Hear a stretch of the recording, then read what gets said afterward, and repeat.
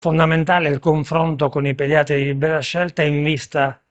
della trasformazione sostanziale della medicina territoriale di prossimità. Sono in fase avanzata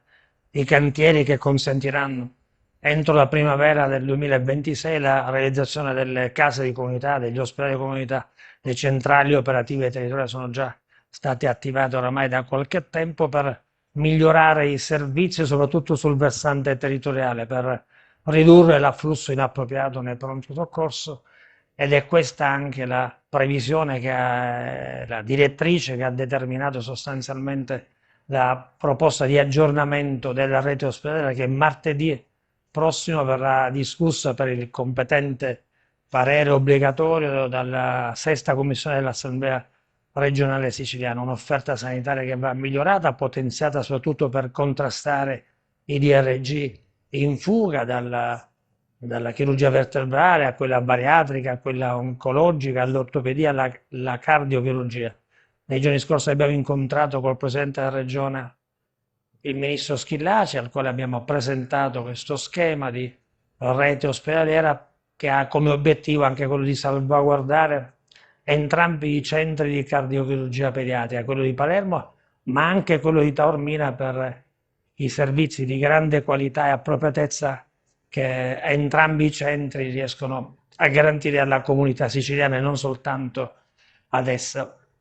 Oggi l'incontro segue un accordo con i pediatri di libera scelta che è intervenuto sul rapporto ottimale, che è intervenuto sulla valorizzazione economica delle prestazioni all'interno dei punti di pronto intervento pediatrico in favore dei professionisti, e allo stesso tempo abbiamo eliminato quella che era sostanzialmente un incidente percorso. I bretti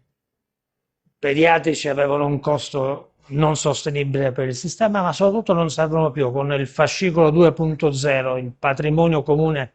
di informazioni che riguardano la scheda sintetica, il profilo sanitario sintetico di ciascun paziente, è